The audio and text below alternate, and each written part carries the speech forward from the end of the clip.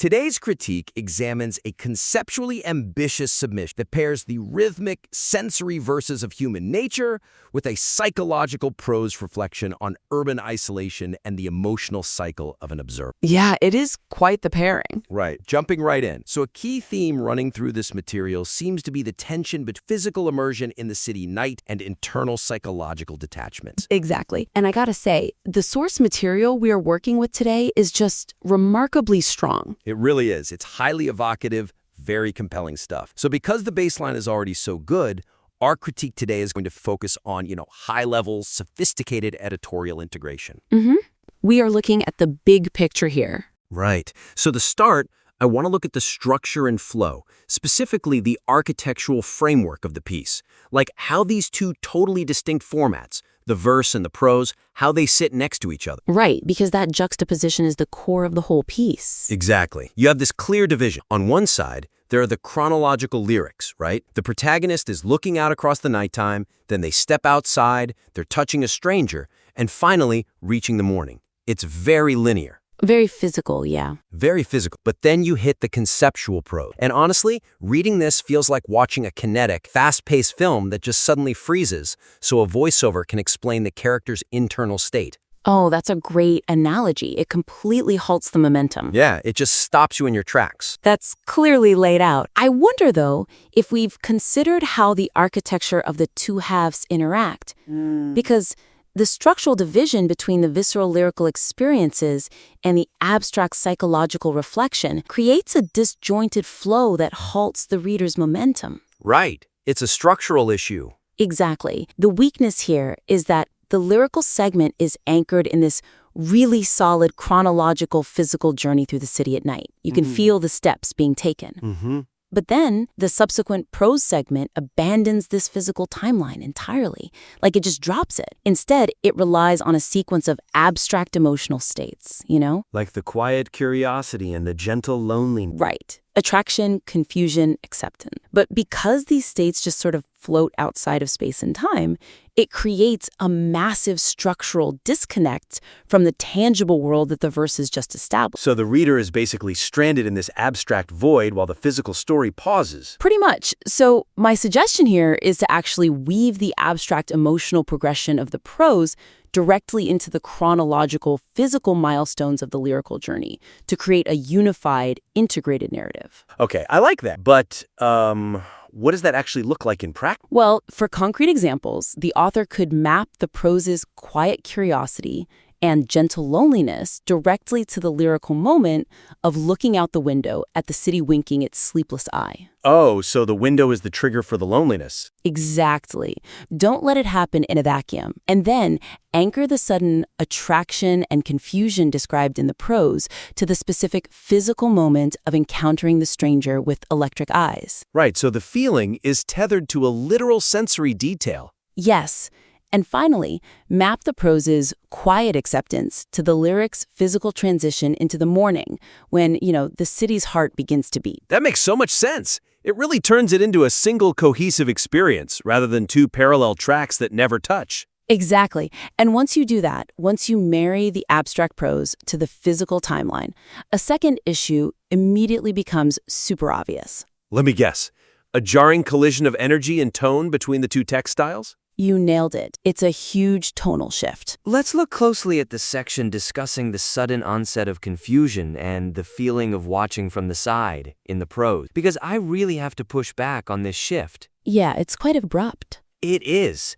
The bold hunger of the lyrics, let me take a bite, and the sweet seducing sighs, that feels entirely disconnected from the clinical observation of the prose. It's like two different narrators. Is there a risk that focusing solely on the analytical distance of the prose might overlook the passionate, seductive energy of the opening? Because the highly analytical, detached tone of the prose inadvertently dilutes the kinetic, seductive energy established in those initial verses. Yes. Absolutely dilutes it. The weakness is that the opening lyrics establish a protagonist with intense agency and sensory hunger. They want to devour the city. Right. If this town is just an apple, let me take a bite. That is an aggressive, active stance. It really is.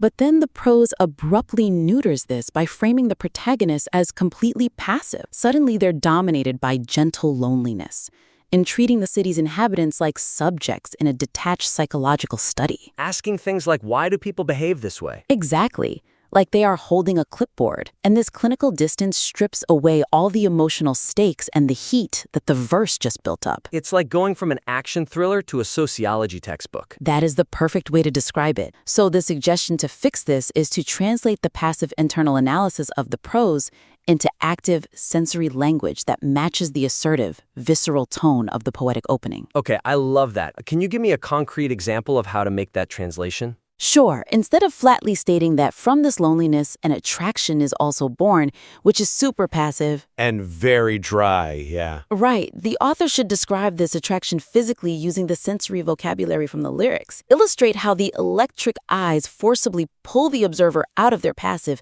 gentle loneliness. Oh, so the eyes are doing the action. They're compelling the observer. Exactly. Show how they compel them to actively participate in the night rather than just observing feelings that rise and fall without clear control. Keep the protagonist hungry and engaged. That is such a crucial adjustment, because having aligned the structure and unified that sensory tone, we kind of naturally arrive at the thematic climax, right? How this unified narrative actually resolves its central driving question. The big so what of the piece. Exactly. And I was looking at the resolution in both texts. The lyrics repeatedly ask, why does he do me that way? And they answer with, tell him that it's human nature. And the prose echoes this, ending with a quiet acceptance that it doesn't need to be explained. Because again, that's human nature. As I understand it from the notes, the argument here is that ultimately, these complex urban feelings defy explanation. That makes sense, but could the evidence also support a different conclusion, like focusing on the setting itself rather than just giving up on the mystery? Oh, interesting. Tell me more about that. Because relying on the concept of human nature as a definitive answer functions as a premature resolution that circumvents the profound questions the material raises. It's basically a cop-out. It kind of is, yeah. The weakness here is that the text builds incredible tension around specific haunting questions, like why do feelings rise and fall without clear control? Right. However, concluding with a quiet acceptance that it's human nature creates a tautology. It essentially states people behave this way because it is the nature of people to behave this way. Which tells the reader absolutely nothing. Exactly. It halts the reader's intellectual engagement right at the climax and provides no unique revelation. It just deflates the whole thing. So, what is the alternative? How does the author stick the landing? The suggestion is to use the concept of human nature, not as a final dismissal of the mystery, but as a gateway to explore a specific thematic contradiction about modern human life in urban environments. Okay, wow. That elevates it significantly. Right, because the contrast is already there. For concrete examples, rather than ending on the note that the attraction and confusion don't have to be completely explained, the author should dive into the paradox of the setting. The city itself. Yes, explore how the artificial, concrete environment of the quiet city acts as an unnatural container for these primal instincts. Oh, I see. So you contrast the mechanical rhythm of the city, like where the city's heart begins to, with the uncontrollable, messy rise and fall of human emotion. Precisely.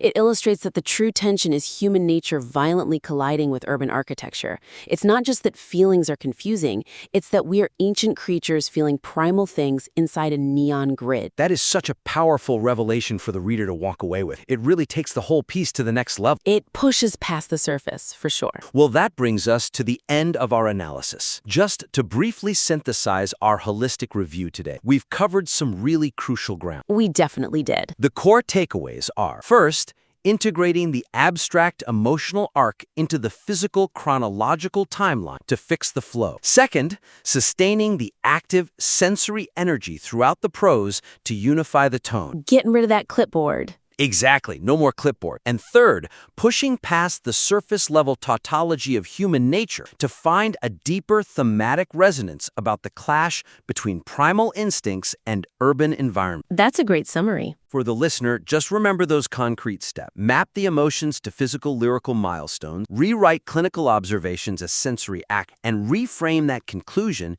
to focus on the paradox of the city setting rather than just a blanket accept. And I really want to emphasize the ambitious and evocative nature of this submission is so commendable. It is a fantastic piece of writing. It really is. The raw material is incredibly potent. We invite you to implement these revisions and submit the refined material back to the critique for further exploration. We would absolutely love to see how it evolves. Keep writing, keep refining, and we'll catch you next.